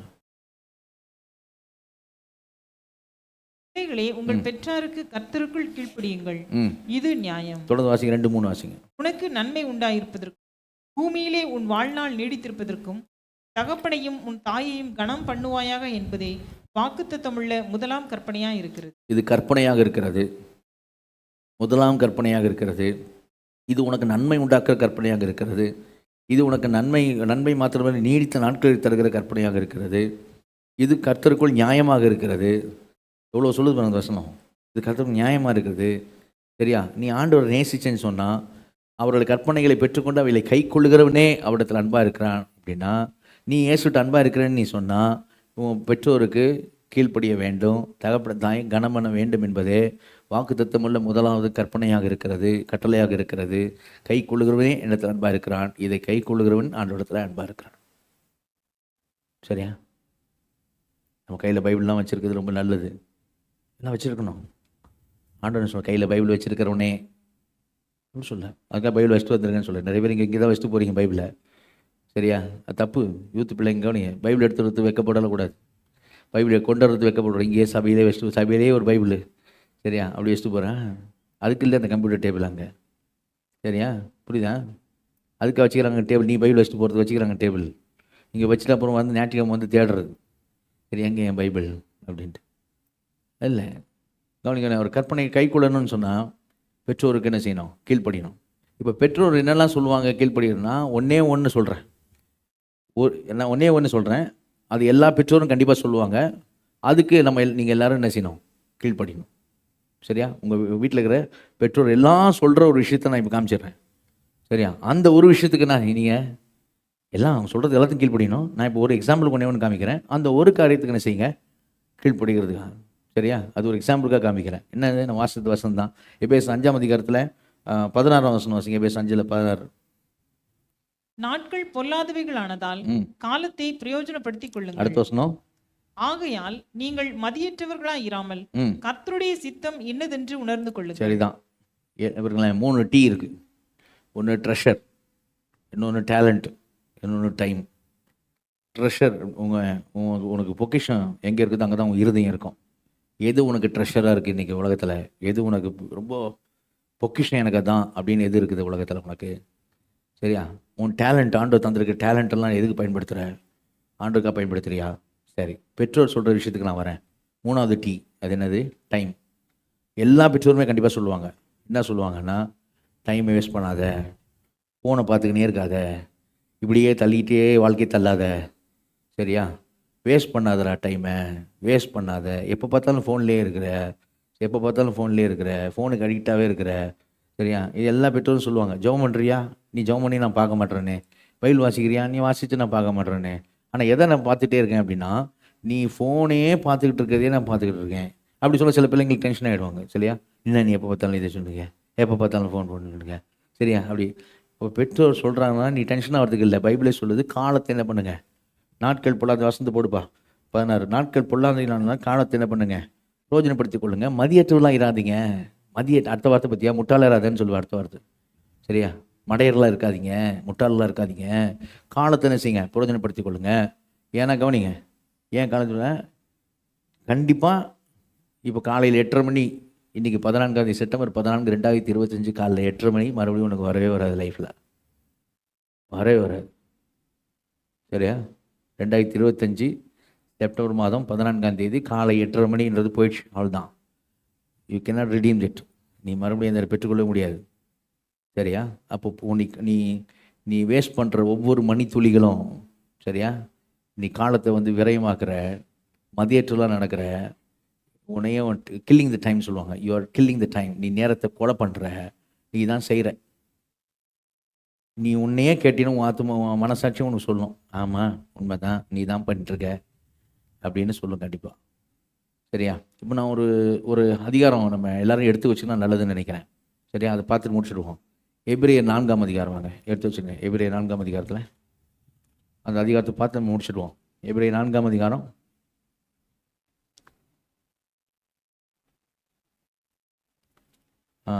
1வது வசனம் வாசிங்க. ஆனபடியினாலே அவருடைய இளைப்பாறுதலில் பிரவேசிப்பதற்கு ஏதுவான வாக்குத்தத்தம் நமக்கு உண்டாயிருக்க, உங்களில் ஒருவனும் அதை அடையாமல் பின்வாங்கி போனவனாக காணப்படாதபடிக்கு பயந்திருக்க கடவோம். எப்படி இருக்க கடவோம்? நீங்கள் சொல்லுங்கள். எப்படிங்க இருக்க கடவோம்? என்ன போட்டிருக்கு? இளைப்பாறுதல் பிரவேசிப்போன்னு வாக்குத்தத்தம் இருக்குது. நமக்கு போய் புதிய எருசலேம் சேர்ந்துருவோம் அப்படின்னு வாக்குத்தத்தம் இருக்குது. ப்ராமிஸ்ட் கேரியில் இருக்குது. பைபிள் சொல்லுது, வாக்குத்தத்தம் நமக்கு உண்டாயிருக்கிற உங்களில் ஒருவனும், ஹலோ, உங்களில் ஒருவனும் அதை அடையாமல் பின்வாங்கி போனவனாக காணப்படாதபடிக்கு பயந்திருக்க கடவோம். ஓகே? இன்னொரு இது வாசிங்க, 11 வசனம் வாசிங்க, 11.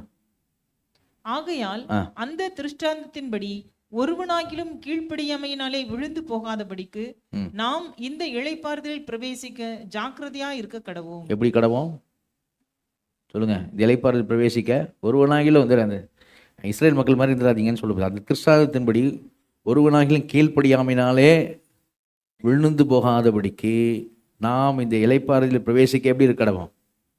நீங்கள் சொல்லுங்கள், பைபிள் அர்த்தத்துலங்க எப்படி இருக்க கடவோம்? ஜாக்கிரதையாக இருக்க கடவோம். ஜாக்கிரதையாக. ஃபஸ்ட்டு வசனம் பயந்து இருக்க கடவோம். 2வது வசனம் ஜாக்கிரதையாக இருக்க கடவோம். 3வது வாசிங்க, 14ஆம் வசனம் வாசிங்க, 14. வானங்களின் வழியாய் பரலோகத்திற்கு போன தேவகுமாரனாகிய இயேசு என்னும் மகா பிரதான ஆசாரியர் நமக்கு இருக்கிறபடியினால் நாம் பண்ணின அறிக்கையை உறுதியாய் பற்றி கொண்டிருக்க கடவோம். எப்படி இருக்க கடவோம்? அந்த அறிக்கையை இயேசு கர்த்தர் அறிக்கை பண்ணோம்ல, ஆண்டவர் ஏற்றுக்கொண்டோம்ல, சரியா ஆதாயப்படுத்தி கொண்டோம்ல. First point ஆதாயப்படுத்திக்கிட்டோம்ல. அதில் உறுதியாக என்ன செய்வோம்? அதை பற்றி கொண்டு இருக்க கடவோம். உறுதியாக பற்றி கொண்டு இருக்க கடவோம். சரியா? கவனி காலையில் எழுந்த உடனே உன் சிந்தனைக்கு முதல்ல வர ப்ராடக்ட் என்னது? எலும்பின உடனே எது வருது உன் தாட்டு? எலும்பின உடனே உனக்கு சிந்தைக்கு வர்றது என்ன? நீ யோசிப்பார். எலும்பின உடனே உன் சிந்தைக்கு என்ன வருது? Where is my phone? சார்ஜில் போட்டேன் நைட்டு, தலைக்கு மேலே வச்சுருந்தேன் இல்லையா? எலும்பின உடனே நைட்டு என்ன மெசேஜ் வந்திருக்குமோ இல்லையா? பைத்தியம் ஆகிட்டேன்னு அர்த்தம். சீரியஸாக சொல்கிறேன் நான், சீரியஸாக. சும்மா இப்போ நிறைய பேர், சின்ன பசங்க நிறைய பேர் ஹாஸ்பிட்டலில் இப்படிலாம் இருக்கிறாங்கல்ல, கையில் ஃபோனே இல்லாமல் இப்படி பண்ணுங்கிறானுங்க. இப்படி பண்ணுங்கிறேன்ப்பா. நீங்கள் இதெல்லாம் நான் சொல்கிறது விளையாட்டுக்கு சிரிப்பாகுது உங்களுக்கு. நான் சீரியஸாக அந்த பெற்றவங்களாம் அழுகுறாங்க. ஹாஸ்பிட்டலில் இருக்காங்க பசங்க இன்றைக்கி. இப்படி தான் பண்ணுங்கிறானுங்க, இப்படியே பண்ணுகிறாங்க. சிலர் வந்து ஃபோனே இல்லாமல் இப்படி பண்ணுகிறாங்க. புரியுதா இல்லையா? ஆமாம், அப்படி தான் இருக்கிறாங்க. நீ கிட்டத்தட்ட அப்படி தான் இருக்கிற. அது வந்து முத்தின ஸ்டேஜ், நீ அந்த ஸ்டேஜுக்கு போயிட்டுருக்க, அவ்வளோதான். அந்த வே புரியுதா? காலையில் எழுந்தவொன்னே உன் தாட்டில் என்ன வருது? நீயே யோசிங்க, உன் தாட்டில் என்ன தான் வருது காலையில் எழுந்தவொன்னே? எழுந்தவொன்னே வேர் இஸ் மை ஃபோன் அப்படி தான் இருக்குதா? சரி, எழுந்தவொன்னே ஃபோனை தான் எடுக்கிறியா அப்படின்னா? சரிங்களா? அப்போ பைபிள் சொல்லுது பயந்து இருக்க கடவும், ஜாக்கிரதையாக இருக்க கடவும், பற்றி கொண்டு இருக்க கடவும். இன்னொன்று வாசிங்க, 16 வாசிங்க. அதில் 16. ஆதலால் நாம் இரக்கத்தை பெறவும் ஏற்ற சமயத்தில் சகாயம் செய்யும் கிருபையை அடையவும் தைரியமாய் கிருபாசன தண்டையிலே சேர கடவும். அங்கே ஒருத்தர் இருக்கிறாரு பரிந்து பேசுறதுக்கு, பலவீனம் அறிஞ்சிருக்க ஒருத்தர் இருக்கிறாரு. அதனால் தைரியமாக கிருபாசன தண்டையில் என்ன சொல்லுவோம்? சேர கடவோம். அப்படின்னா என்ன அர்த்தம்னா, ஏற்ற சமயம் சகாயம் செய்யும் கிருபை. நல்லா ஜெபம் பண்ணப்போ, பைபிள் வாசிக்கணும், அவர் காரியத்தில் போ, தைரியமாக பண்ணு. அங்கே ஒருத்தர் இருக்கிறாரு, கிட்டி சேர கடவோம். பயந்திருக்கடவும், ஜாக்கிரதையாக இருக்கடவும், பற்றி கொண்டு இருக்கடவும், சேர கடவும். இதெல்லாம் யார் யாருக்கோ சொல்ல, ரசிக்கப்படாதவங்க சொல்ல, அவரை ஆதாயப்படுத்தி கொண்டவனுக்கு, அவர் அன்பில் நினைத்திருக்கிறேன்னு சொல்கிறவங்க தான் சொல்லப்படுது. இப்போ இங்கே எபிரேய ஆக்கியன் கூட காலத்தை பற்றி பேசுகிறாரா அப்படின்னு கேட்டீங்கன்னா, உங்கள் பைபிளே நீங்கள் அப்படியே அடுத்த பக்கத்தை பார்த்தீங்க, எபிரேய 5ஆம் அதிகாரத்தை 12ஆம் வசனம் பார்த்தீங்கன்னா, காலத்தை பார்த்தா போதகராக இருக்க வேண்டிய நீங்கள் அப்படின்னு இருக்கும். நீங்களே இப்போ காலத்தை பார்த்தால் அப்படின்னு இருக்கும். டைம் பற்றி பைபிள் சொல்லுது, சரிங்களா? டைம் பற்றி பைபிள் சொல்லுது, சரிங்களா? அப்போ அந்த டைமை நம்ம என்ன பண்ணுறோம்? இப்போது ஒரு வசனம் நம்ம எல்லாருமே பார்ப்போம். உங்கள் பைபிளே நீங்கள் பார்த்தவங்க நல்லது. இப்போ நான் சொல்லிகிட்டு இருக்கேன், இதெல்லாம் வந்து அந்த பயந்திருக்கடவும், ஜாக்கிரதையாக இருக்கடவும் அப்படி சொல்லிட்டு 12ஆம் வசனம் பாருங்கள். இது எபிரேயர் 4:12 வாசிங்க. 4:12. தேவனுடைய வார்த்தையானது ஜீவனும் வல்லமையும் உள்ளதாயும் இருபுறமும் கருக்குள்ள எந்த பட்டயத்திலும் கற்கானதாயும் ஆத்துமாவையும் ஆவியையும் கணுக்களையும் ஊனையும் பிரிக்கத்தக்கதாக உருவ குத்துகிறதாயும் இருதயத்தின் நினைவுகளையும் யோசனைகளையும் வகையறுக்கிறதாயும் இருக்கிறது. ஓகே, இவருக்கு இது என்ன சொல்லுதுன்னா, தேவனுடைய வசனம் எப்படிப்பட்டதாக இருக்குதுன்னு சொல்லுது. தேவனுடைய வசனம் இருபுறம் கருக்குள்ள பட்டயமாக இருக்குது, சரியா? இப்போ கவனிங்க, இருபுறங்கெல்லாம் பேசுகிற ஆளையும் குத்தம், கேட்குற ஆளையும் குத்தம், 2 பேருக்கும் பொருந்தும், சரிங்களா? இப்போது பிரசங்கன்றது உங்களுக்கு மட்டும் இல்லை, எனக்கும் தான் பிரசங்கம். அது என்ன செய்யுமா? உருவ குத்துமா, ஆத்துமாவை ஆவியெல்லாம் பிரிக்குமா, கணுக்கள் ஊனையெல்லாம் பிரிக்குமா, சரியா? இருதயத்தின் நினைவுகளும் யோசனைகள் என்னதுன்றதெல்லாம் வகையரைச்சு காமிச்சிருமா. இப்போ வசனம் ஒன்று காமிச்சிருக்கோம். உனக்கு என்ன காமிச்சிருக்கோன்னு தெரியுமா? நீதாம்மா இந்த டைம் வேஸ்ட் பண்ணிக்கிட்டு இருக்க ஆளு அப்படின்னு காமிச்சிருக்கோம். அது வகையறுத்து காமிச்சிடும். இப்போ காமிச்ச பிறகும் நம்ம என்ன பண்ணக்கூடாது அப்படின்னா, இருக்கட்டும் அப்படின்னு நம்ம செய்யல, அப்படி நம்ம சொல்லிட்டு போகிறதுக்கு வரும். சரியா? அப்போ கிறிஸ்துவ சந்ததி அப்படின்னா அந்த வசனத்துக்கு கீழ்ப்படிகளாக, வசனத்துக்கு நடுங்குறவர்களாக, தேவனுக்கு அன்பு கூறுகிறேன்னு சொன்னால் வசனத்தை கை கொள்ளுறவனாக. இப்போ வீட்டில் அம்மா அப்பா சொல்கிறாங்க டைம் வேஸ்ட் பண்ணாதேன்னு சொன்னாங்கன்னா, சரியா, நாளைக்கு நீ ஏசா மாதிரி உட்காந்து அழுதா கூட ரிட்டர்னுக்கு டைம் கிடைக்காது உனக்கு. அவனுக்கு கிடைக்கல. நிறைய பேர் எனக்கு அப்படி தான் விட்டுருவாங்க, விட்டது திரும்பி கிடைக்காது. ஏன்னா நீ வச்சிரு கையில் வந்தமோ அவனுக்கு அது அருமை தெரில. புரியுதா? அருமை தெரியாமல் விட்டியா, அது விட்டதுன்னு செய்யாது, ரொம்ப கஷ்டம் கிடைக்கிறது, ரொம்ப கஷ்டம். பைபிளில் தான் சொல்லுது. சரியா? அப்போது ரொம்ப முக்கியம். சரிங்களா? இப்போ அடுத்த வருஷம் வாசிங்க, ரொம்ப முக்கியமானது. 13 வருஷம் வாசிங்க, 4:13. அவருடைய பார்வைக்கு மறைவான சிருஷ்டி ஒன்றுமில்லை. ஓகே, கவனிங்க. ஏப்பா படிக்கணுங்க. ஒவ்வொரு வார்த்தையும் கவனிங்க, ரொம்ப முக்கியமானது தான் நான் எனக்கு பார்க்க சொல்கிறேன். அவருடைய பார்வைக்கு மறைவான சிருஷ்டி ஒன்றும் இல்லை. நீ டெரஸுக்கு போனாலும் சரி, ஃபோனை தூக்கின்னு பாத்ரூம்குள்ளே போனாலும் சரி, சரியா, அவர் கண்ணுக்கு என்ன பண்ண முடியாது. மனுஷன் கண்ணுக்கு மறைஞ்சிடலாம், நீ எங்கேயோ ஒழிஞ்சிக்கலாம், எங்கேயா போயிடலாம். அவர் கண்ணுக்கு மறைவான சிருஷ்டி ஒன்றும் இல்லை. அதாவது நான் அவர் கண்ணில் படவே மாட்டேன் அப்படி அந்த மாதிரி ஒரு சிருஷ்டிப்பு நான். அப்படி யாரும் இல்லை. அவர் கண்ணுக்கு மறைவாக இல்லை. நீ எந்த மூலையில் இருந்தாலும் அவருக்கு தெரியும். 1. ஓகே, பைபிள் சொல்லுது 1. 2 என்ன சொல்லுது? சகலமும் அவருடைய கண்களுக்கு முன்பாக நிர்வாணமும் வெளியரங்கமாக இருக்கிறார். சகலமும் அப்படின்னா உன் இருதயத்தின் எண்ணம் என்ன, உன் இருதயத்தின் தோற்றம் என்ன, யோசனை இருதயத்தின் யோசனை என்ன, எல்லாமே அவர் அறிவார். சரியா? அவர்கிட்ட எதுவுமே என்ன சொல்ல முடியாது. ஆக்சுவலாக நான் அப்படி நினைக்கல, அப்படி சொல்ல முடியாது. என்ன நினைக்கிறேன்னு அவருக்கு தெரியும். ஓகே, இப்போ நீ செய்தி கேட்கும்போது என்ன நினைக்கிற, ஃபோனை பற்றி என்ன நினைக்கிற, இனிமேல் என்ன பண்ணலான்னு நினைக்கிற, நீங்கள் சொல்லிட்டு போங்க, நான் இப்படி தான் இருக்க போகிறேன் அப்படி நினைக்கிறியா, இல்லை கீழ்ப்படியணும்னு நினைக்கிறியா? சரியா? நீ ஐசோலேட் ஆகிருக்க உன் ஃபேமிலியில். நீ உன் ஃபேமிலியில் மனதளவில் நீ என்ன பண்ணியிருக்க, தனியாக உன்னை பிரிச்சுக்கிட்டு இருக்க. சரியா? அம்மோ நீ எப்படியா இருக்கா, அது எல்லாமே அது காமிக்கும். சரியா? நான் இப்போ என்ன சொல்கிறேன்னா, நீ வேலை விஷயமா நீ ஏதோ படிப்பு விஷயமா உட்காந்து ஃபோனில் பண்ணிக்கிட்டு இருக்க, ஏதோ ஒர்க் விஷயமா பண்ணிக்கிட்டு இருக்க, ப்ராஜெக்ட் விஷயமா பண்ணிக்கிட்டு இருக்க, அதை நான் ஒன்றும் சொல்ல. அதில் ஐசோலேட் ஆகி தான் உட்காந்துருக்கணும். சரியா? ஏன்னா உன் ப்ராஜெக்ட் பற்றி அம்மாவுக்கும் தெரியாது அப்பாவுக்கும் தெரியாது, நீ தான் பண்ண, அதை நான் ஒன்றும் சொல்ல. நான் மற்றபடி சொல்கிறேன். மற்றபடி புரோஜனமாக பயன்படுத்துகிற பிரச்சனை இல்லை. ஆனால் மற்றபடி நீ எங்கே இருக்கிற? சரி, மற்றபடி எப்படி இருக்கிற? பட்டாம்பூச்சி போய் சின்ன பட்டாம்பூச்சி போய் சிலந்தி வழியில் மாட்டிக்கிச்சுன்னு வச்சுங்க,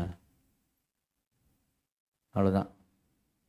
சின்ன பட்டாம்பூச்சி போய் சிலந்தி வழியில் மாட்டிக்கிச்சுன்னா முடிஞ்சிச்சு கதை. சரியா? அது மாதிரி நீ சிக்கிட்டு இருக்கிய, வெப்பில் சிக்கிட்டு இருக்கியா? வெப்பு, அது சிலந்தி வலைக்கு பேர் வெப்புன்னு பேர். நீ வெப்பில் போய் சிக்கிட்டு இருக்கியா? சரி, எப்படி இருக்கிற? அவருக்கு எல்லாமே உன் இருதயத்தை எண்ணங்கள் தோற்றங்கள் அப்படின்னு சரி, நீ என்ன பார்க்குற அப்படின்னு கூட அவருக்கு தெரியும். நீ ஓரமாக ஒதுங்கிட்டு யாரும் பார்க்கும்போது மக்கள் உட்காந்துட்டு கூட நீ பார்க்கலான்னு நான் லைசன்ஸ் கொடுக்கல. நீ அந்த மாதிரி நினச்சிக்கின்னு பார்க்கலாம். நீ மூலையில் உட்காந்துருந்தா கூட சரி, அவர் கண்ணுக்கு என்ன இல்லை, எல்லாமே நிர்வாணமாக இருக்குதான், வெளியரங்கமாக இருக்குதான். புரியுதா? நீ பார்த்துட்டு ஹிஸ்ட்ரி கூட கிளியர் பண்ணலாம், ஹிஸ்ட்ரியை கிளியர் பண்ணலாம். அங்கே ஹிஸ்ட்ரி ரெக்கார்ட் ஆகிடுச்சு. ஏன்னா அடுத்த வருஷம் தான் சொல்லுது. என்ன சொல்லுது அடுத்த வருஷம்? அவருக்கே நாம் கணக்கு ஒப்புவிக்க வேண்டும். டைமு குறிச்சும் கணக்கு கொடுக்கணும். பெற்றோர் கீழ்ப்படியது குறித்து கணக்கு கொடுக்கணும். டைம் குறிச்சும் கணக்கு கொடுக்கணும். யாருக்கு கணக்கு கொடுக்க போகிறோம்? ஒன்றும் தெரியாத ஆள்கிட்ட கணக்கு கொடுக்குறது. மனுஷனை கணக்கு கொடுக்கணும்னா எதாவது சொல்லி சமாளிச்சலான்னு இருக்கலாம். இல்லை, யார்கிட்ட கணக்கு கொடுக்க போகிறோன்னா, அவருக்கு மறைவாக ஒன்றுமே இல்லை.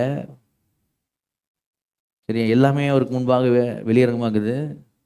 எல்லாமே அவருக்கு முன்பாக நிர்வாணமாக இருக்கிற கதை தான். சரியா? அவர் எல்லாத்தையுமே அறிவார். இறுதி எண்ணங்கள் தோற்றங்கள் செயல்கள் எல்லாமே தெரியும் அவருக்கு.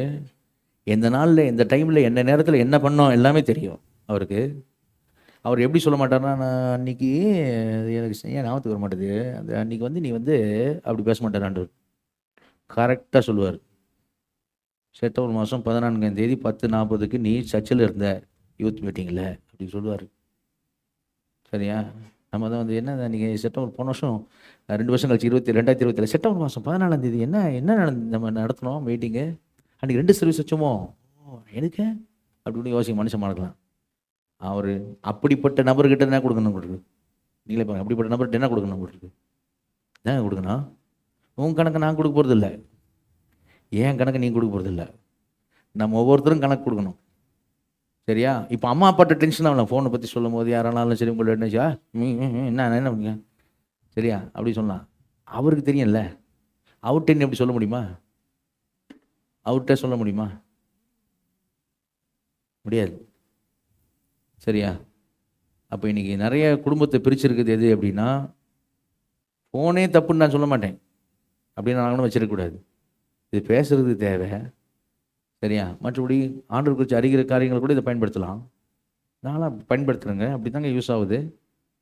சரியா? ஆனால் என்ன அப்படின்னா, என்டர்டெயின்மெண்ட் லேசாக இருக்கணும், என்டர்டெயின்மெண்ட்டே இருக்கக்கூடாதுன்னு நான் சொல்லலை. ஆனால் என்டர்டெயின்மெண்ட் தான் லைஃபே இருக்கக்கூடாது, டோட்டலாகவே என்டர்டெயின்மெண்ட் தான் அப்படின்ட்டு. சரியா? ஆமாம். சிலருக்கு வந்து இப்போவுமே வந்து ஒரு மாதிரி இருக்கும். எப்படின்னா, அது எதை சொல்கிறது, இப்போ போனவுடனே ஒரு குரூப்பாக விளையாடணும். அவன் ஒருத்தன் இங்கே இருப்பான், இவன் ஒருத்தன் இங்கே இருப்பான். மச்சான் அட்ரா புட்றா, டேய் அட்ரா சுட்றா டே அவனா அடா பாவியில. சரியா? இப்படி தான் போயிட்டு லைஃபே இப்படி தான் போயிட்டுருக்கு. சரியா? அவன் பார்த்தான் பாரு எப்படி பண்ணாமல் இருக்கு. முதல்ல தனித்தனியாக விளையாட வச்சான். சரியா? இவன் தனித்தனியாக விளையாட திடீர்னு ஏதாவது போயிடக்கூடாது, சேர்த்து போட்டால் போக மாட்டான்ல, அதனால் கேமில் சேர்த்து போட்டு விட்டான். இப்போ ஃப்ரெண்ட்ஸ்லாம் சேர்ந்து விளையாடுங்களா, மொத்த பேர் சேர்ந்து காலத்தை நாசம் பண்ணுங்கள், மதியற்றவர்களாக இருங்கள். சரியா? இப்படியே கடங்கள். சரியா? அவன் முடிவு பண்ணிட்டான் சாத்தான். புரியுதா? ஆமாம். அதனால தான் பார்த்தீங்கன்னா, ஒரு ஏதாவது பார்த்தீங்கன்னா வச்சுக்க, ஒரு ஆடு போடுவான், லேஸ் சிப்ஸுக்கு ஆடு போடுவானுங்க. முன்னாடி சொல்லுவாங்க you cannot just eat one அப்படின்னு சொல்லுவான். ஒரு சிப்ஸ் மட்டும் நீ சாப்பிட முடியாது அப்படின்வான். அது மாதிரி தான் இவன் பார்த்தேன்னு வச்சுக்கேன், உடனே என்ன அடுத்து ஒன்று கீழே ரெடியாக இருக்கும், அதில் அங்கேயும் இங்கேயும் பாப்பாயிட்டு இருக்கும். சரியா? அடுத்து ஒன்று இப்படியே தான் போயின்னு இருக்கும். சரியா? ஆமாம். சரியா? நான் என்ன சொல்கிறேன், நீ வந்து என்டர்டைன்மெண்ட்டு ஒரு டைம் வச்சுக்கோ, என்டர்டைன்மெண்ட் ஒரு டைம் வச்சுக்கோ, அந்த டைமில் நீ பண்ணுவேன் அலாட் பண்ணி. யாரும் பேரண்ட்ஸ் யாரும் அதெல்லாம் ஒன்றும் சொல்ல மாட்டாங்க. என்டர்டைன்மெண்ட் நீ என்ன பார்க்குறன்னு முக்கியம், ஆண்டு பிரியமில்லாத காரியத்தை பார்த்துக்க கூடாது. என்டர்டைன்மெண்ட்டு இது மாதிரி ஏதோ ஒன்று. சரியாக்கே? சரியா? சிரிப்புன்றது ஆண்டவர் மனுஷனுக்கு தான் கொடுத்துருக்குறாரு, விலங்குகள்லாம் கொடுக்கல. நாய் சிரிச்சா எப்படி இருக்குன்னு யோசிச்சுப்பார். என்ன, அந்த நாயோட போய் நீ செல்ஃபி கூட எடுக்க முடியாது, சிரிக்கிற நாய் சிரிக்க முடியாது. ஓகே? அப்போ அப்படின்னா நான் என்ன சொல்ல வரேன், சரியா, ஆண்டவர் கொடுத்துருக்கிற இந்த காரியத்தை, சரியா, ஒரு என்டர்டைன்மெண்ட் ஒரு டைம் வச்சுக்கா. அந்த டைமில் என்ன பண்ண, அந்த டைமை நீ யூஸ் பண்ணு, அந்த டைம் அந்த என்டர்டைன்மெண்ட் பண்ணிக்கா, வேணான்னு சொல்ல. சரியா? ஆனால் எல்லா நேரமும் என்ன செய்யக்கூடாது, உனக்கு என்டர்டைன்மெண்ட்டாக இருக்கக்கூடாது. சரிங்களா? மருந்து சில நேரத்தில் கசக்கும்.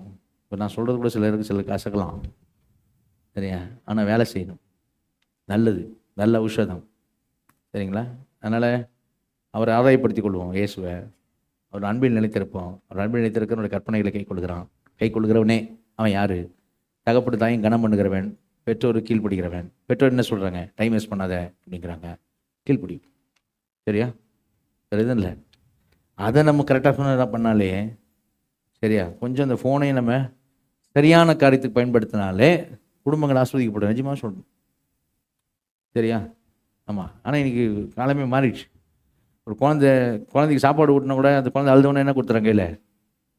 ஆமாம், அது ஏதோ கார்ட்டூன் பார்த்துருந்தா தான் சாப்பிடவே ஆரம்பிக்குது, அங்கேயே ஆரம்பிச்சிருது. சரியா? ஃபோனோட தான் இனிமே லைஃபு அப்படின்ற மாதிரி. சரியா? அப்படி இல்லை. அதனால் அவருக்கு தான் நம்ம என்ன செய்யணும், கணக்கு உபயோகிக்க வேண்டாம். பாஸ்டருக்கு இல்லை, உங்கள் பெற்றோர் கூட இல்லை, அவருக்கே அந்த கே பார்த்தீங்களா? ஹலோ, அந்த கே பார்த்தீங்களா? அவருக்கே, இப்படிப்பட்டவருக்கே, எல்லாவற்றையும் அறிந்திருக்கிறவருக்கே என்ன கொடுக்கணும், கணக்கு கொடுக்கணும். சரியா? அதனால் இதெல்லாம் பயந்துக்கிறதுக்காக சொல்ல, பயந்துருக்கிடவும், ஜாக்கிரதையாக இருக்கடவும், பற்றி கொண்டு இருக்கடவும், சேரக்கடவும் தான் வசம் சொல்லுது. பயந்தாலும் தப்பு இல்லை, தேவை பயம் நல்லது. ஆனால் அடிச்சுட்டு பிடிச்சிட்டு அப்படி இல்லை, அன்பு. சரியா? அவரை தான் எதிர்பார்க்கிறார். செய்யும் அன்போடு செய்யுங்கன்னு தான் எதிர்பார்க்கிறார். அதான் அவர் விரும்புகிறார். சரிங்களா? ஆண்டவர் நமக்கு உதவி செய்வாராக. எழுப்பி நிற்போம், ஜெபம் பண்ணுவோம். எழுப்பி எல்லாரும் கண்களை மூடி, யாரும் பேச வேண்டாம், எங்களுக்கு மூடி இருப்போம். ஆண்டோட கிருபை கேட்போம். ஆண்டோட கிருபை கேளுங்க, ஆண்டோட உதவி கேளுங்க. வல்ல பிதாவே, நல்லோடு மை சோதரிக்கிறோம், துதிக்கிறோம். கிருபை இறக்கம் தாய் நிறைந்தவர் அப்பா அந்த நேரத்திலும் குமார் நகேஷ் நாமத்துக்கு வருகிற ஆண்டவரே, இந்த நாளில் இந்த கூடுகைக்காக இந்த சர்வீஸ்க்காக நமக்கு நன்றி செலுத்துகிறோம். அந்த பிள்ளைகளுக்காக ஸ்தோத்திரிக்கிறோம். ஆண்டவரே, உடைய பிள்ளைகளோடு இந்த கரம் இருக்கும்படியாக தகப்பனே உண்மையில் அன்பு கூர்ந்து உடைய கற்பனைகளை கைக்கொள்ளும்படியாக வாக்குத்தத்தமுள்ள போதும் முதலாம் பிரதான கற்பனைன்னு சொல்லப்பட்டிருக்கிறதான வாக்குத்தத்தமுள்ள கற்பனைன்னு சொல்லப்பட்டிருக்கிறதான தகப்பனை தாயும் கனம் பண்ண வேண்டும் என்று பெற்றோர் கீழ்ப்படிய வேண்டும் என்று காரியத்திலே ஆண்டவரை பிள்ளைகள் ஒப்பு கொடுத்து செய்வதற்கு அன்பு மாத்திரமே அதுக்கு டிரைவிங் ஃபோர்ஸாக இருப்பதற்கு தேவன் உதவி செய்யும்படியாக நாங்கள் செபிக்கிறங்க தான் தகப்பனே. காலத்தை பிரயோஜனப்படுத்திக் கொள்ளுங்கள், மதியற்றுள்ள இராதுங்கள், கத்திர சித்தண்டது நனைந்து உணர்ந்து கொள்ளுங்கள் வசனம் சொல்கிறபடியாக வந்திருக்க ஒவ்வொரு பிள்ளைகளுக்கு தான் இனிமேல் ஆண்டவரை காலத்தை பிரயோஜனப்படுத்திக் கொள்கிற பிள்ளைகளாய் காணப்பட தேவனை அனுக்கிரம் செய்யும்படியாக உங்களுடைய கரத்தில் அர்ப்பணிக்கிறோம். அதில் ஒவ்வொரு பிள்ளைகளுக்கு தான் நீர் பொறுப்பெடுக்கும்படியாக ஆண்டவரே, இந்த வாழ்க்கையில் அவர்கள் அபியாசப்படுத்தி ஆஸ்வதிக்கப்பட, இது நிமித்தம் குடும்பம் ஆஸ்வதிக்கப்பட, உங்களுடைய சந்ததியாக இந்த பிள்ளைகள் காணப்பட ஆண்டவரே அதில் நிலைத்திருக்க தேவன் கிருபை செய்ய வைக்கிறோம். வல்லக்கற்று ஒப்புக் கொடுக்கிறோம். பெரிய காரியங்களை செய்யுங்களை தாழ்த்துக்கிறோம். இயேசு நாமத்து ஜெபங்கள் ஜீவனங்கள் நல்ல பிதாவே, ஆமென். சேர்ந்து சொல்லுவோம். என் ஆத்துமாவே கர்த்தரை ஸ்தோத்திரி, முழுமே பரிசுத்த நாமத்தை ஸ்தோத்திரி, என் ஆத்துமாவே கர்த்தரை ஸ்தோத்திரி, அவர் செய்த சகல உபகாரங்களையும் மறவாதே. ஆமென். கர்த்தராகிய இயேசு கிறிஸ்துவின் கிருபையும் பிதாவுடைய அன்பும் பரிசுத்த ஆவியினுடைய அந்யோன்ய இயக்கம் சுகம் பாதுகாப்பு இப்பொழுதும் எப்பொழுதும் இயேசு கிறிஸ்து ரகசிய வருகை மட்டும் இருப்பதாக. Hallelujah, hallelujah, hallelujah. Praise Lord, praise Lord. God bless you.